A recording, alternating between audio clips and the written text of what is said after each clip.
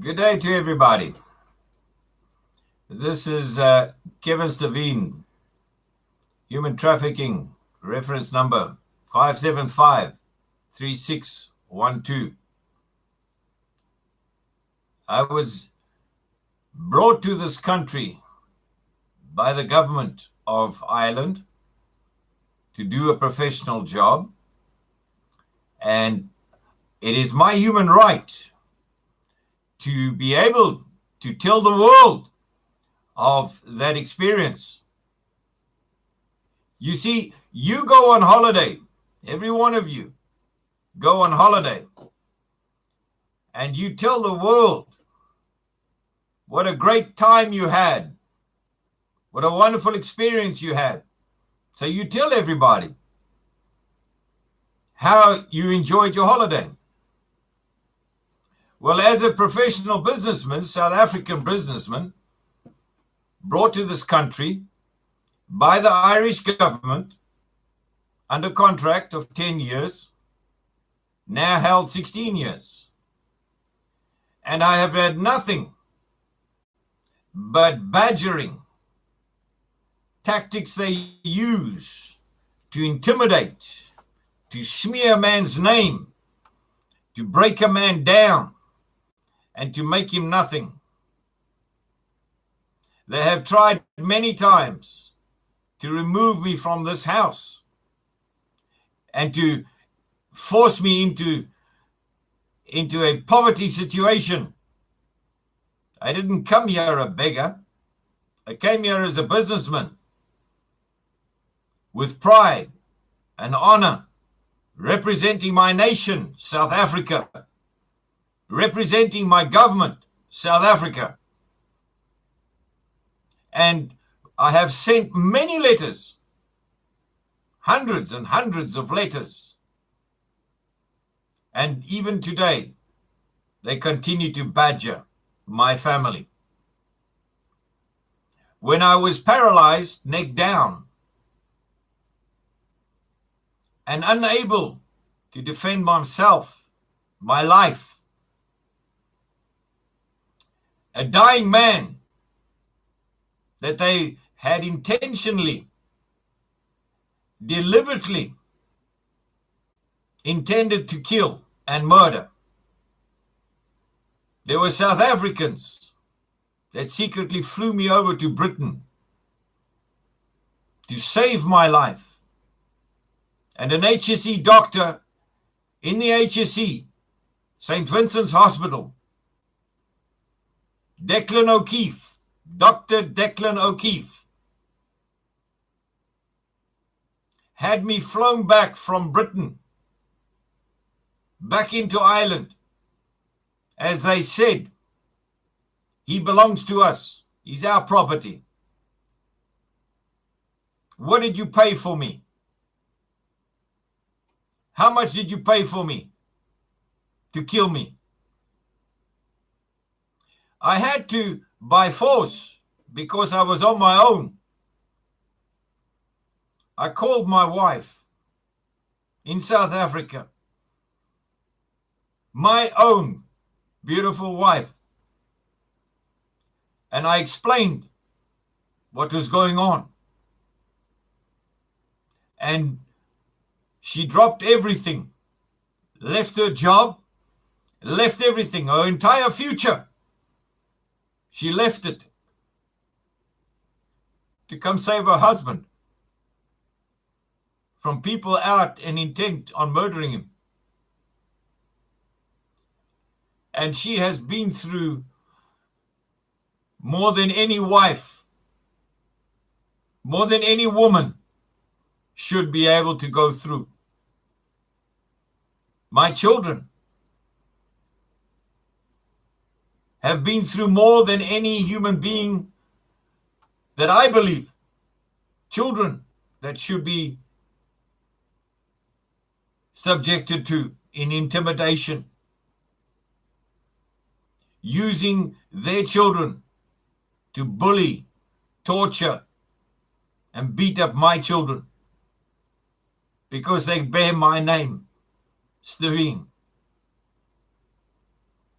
I am able to stand up and talk and speak of some of the things that I have been through. This government doesn't tell the world what they did and subjected me to. Why is that? When you want to promote your business, then you tell the world what your business is all about. Proudly, you represent your business. At one point in my life, in order to safeguard my family, my own wife and my own children, I sacrificed my own life. And I said to my wife,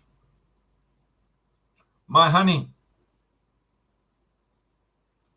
the only way I can save you and my children, it is me. I'm the target they want to kill here. So I'm going to remove myself from the equation. And this is what I'm going to do. I am going to stop eating. I am going to stop drinking any liquids, any water. And I am going to take my own life.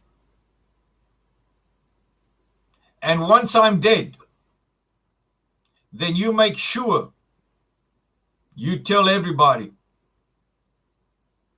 Because what they've subjected you to, no man should have had to watch and see how people torture his own wife and children because of himself.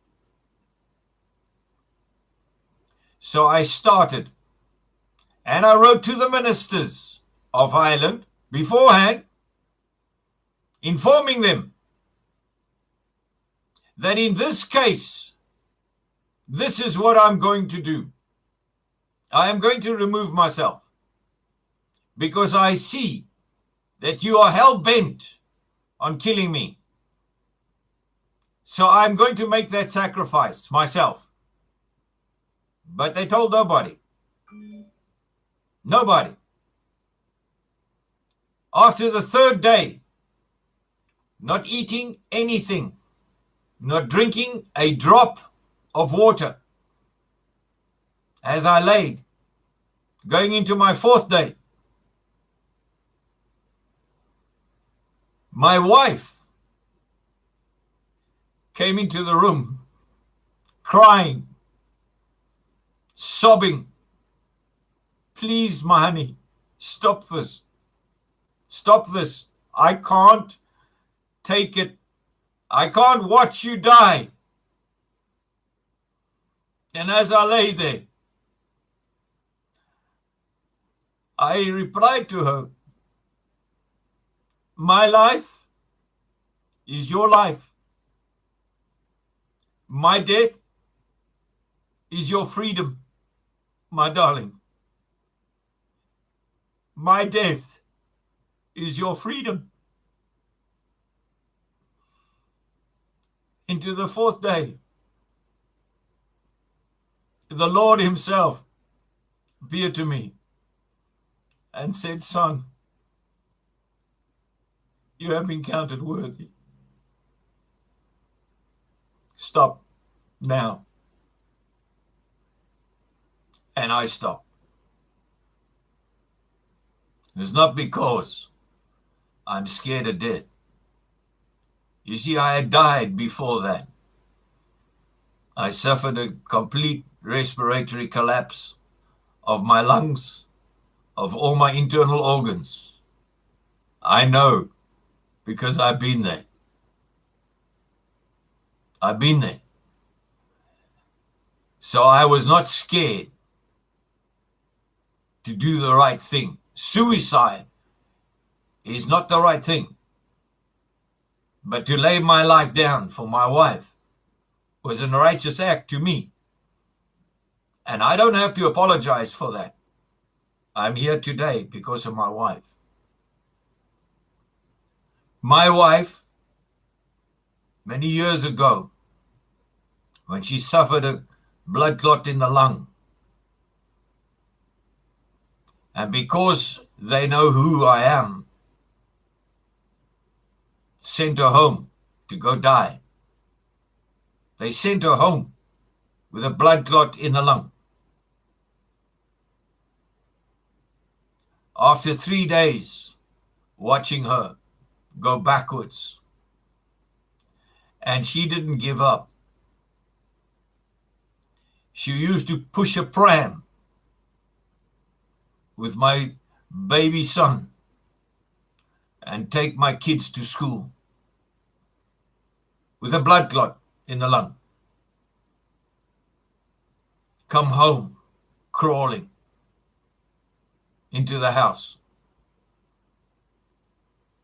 And after the third day, they had to get an ambulance in to come take her. A man that was paralyzed then had to look after kids on his own. The only way that I could cope was to take their medication that they gave me, to be able to just numb the pain a little bit of a broken neck and a broken back in order to look after my children. Friends came to help her when she was in hospital. Friends, Irish friends, came round, took care of the kids, made sure the kids got to school and back, fed the baby. No assistance, no help given by people who didn't care, didn't honor their contract, didn't honor anything of a contract between the South African government and the Irish government. They didn't notify my government when I asked them to notify my government, please. Inform my government. No. Instead, they bribed them, paid them off with Irish taxes, Irish people's money. They paid African people off to keep this quiet, to shut everybody up. I've mentioned this before. My son, every time my wife used to take him to school, the minute he got near school, he would go white in the face and start shaking. And my wife wondered why. And then we found out why. Because when he was at school, on one occasion, and this is not the only occasion, there was many occasions, but on one occasion, a boy sitting, one boy on his left arm, one boy on his right arm, one on his chest, one on his legs, while the boy on the chest took his head and bashed it against the concrete floor. Because why? Because politicians taught their children how to be criminals like themselves. Hooligans. No value for anybody else's life. No value for their life. Took him to a doctor because he burst out with rashes all over his body. Bleeding rashes all over his body. And then they said, just put this cream on. By the third day, it got so bad. Again, I rushed him to my friendly doctor, who is a Muslim from the UAE. the UAE, a Muslim, second time that Muslims saved my life and my children's life and my family's life, that they took care of them. And he couldn't believe it. He was so angry that he was at my wife and myself and said, "Why did you leave this so long? Why did you not come see me before this? This is despicable." And he looked at my son's hands, all full of these bloodied scars of this infection, that he couldn't touch anything on his body. And he said, "I will give you these medications, and you better start this immediately and report back to me within a week." Within a week, my son was a healthy young boy again. Mental damage, physical damage. 16 years of his life. 16 years of his life. My daughter, similar incidences. My son, my other son, similar instances, all reported. And teachers even watched my son get beat against the concrete. And all the teacher did was turn his head and walk away. My daughter, family had to fly in to save my daughter. The same fate. And I'm here to protect my family. I have requested of the ministers of this country for the return of my salary from the HSE, so that I can safeguard my wife and my children till they sort out this matter. You see, I need to get my wife and my children back to South Africa, where I know they are safe. I know that they won't be intimidated. I'm a man. And I've said to them openly, hundreds of times on the telephone, I am a man. Come face me. I'm your target. You want to kill me? Come get me. But you don't touch my wife and you don't touch my children. They are not your slaves. They are not your victims that you can do what you want to. They are victims that have overcome 16 years of your behavior. A man is called to work. He is called as a businessman to work.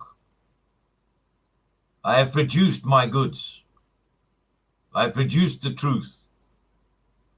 You accepted me on that basis into this country. And you could have returned me anytime. Anytime. But yet you decided first you're going to extort the money out of it because of your medical fraud, because of your insurance fraud, frauding and defrauding companies that don't belong to you, companies that I protected, that I tried to protect as a businessman. That I did to the best of my ability.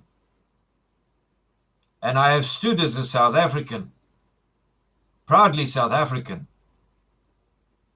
And then they've got the audacity to come tell me, you have to become Irish. You have to give up your South African citizenship. That to avoid all of this,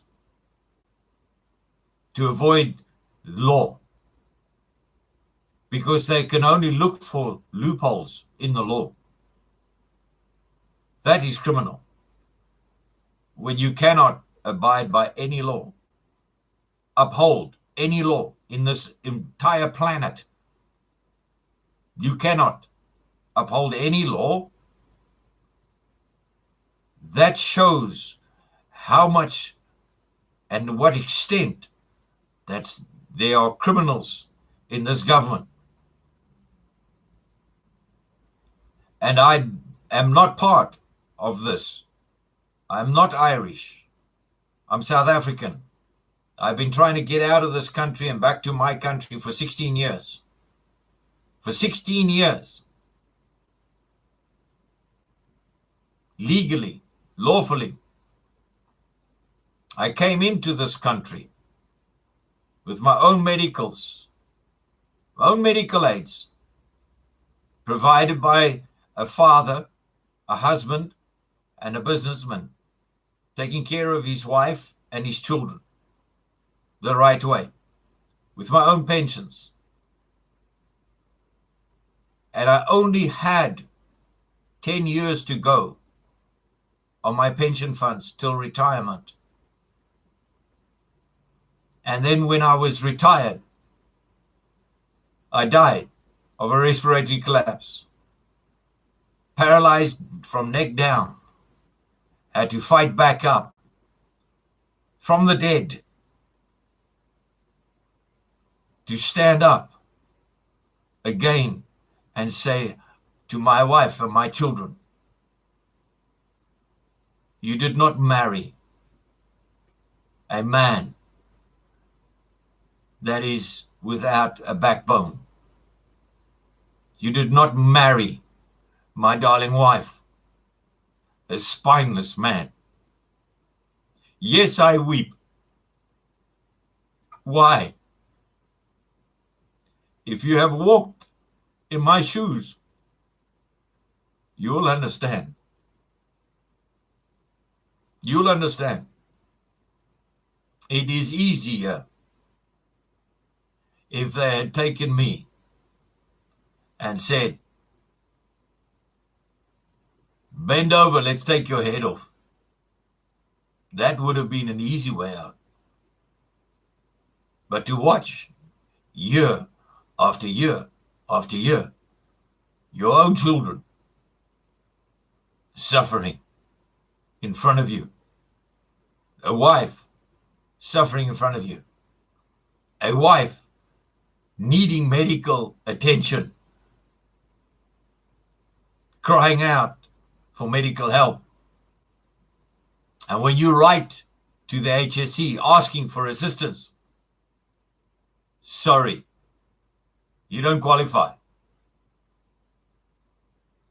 That is the wrong thing.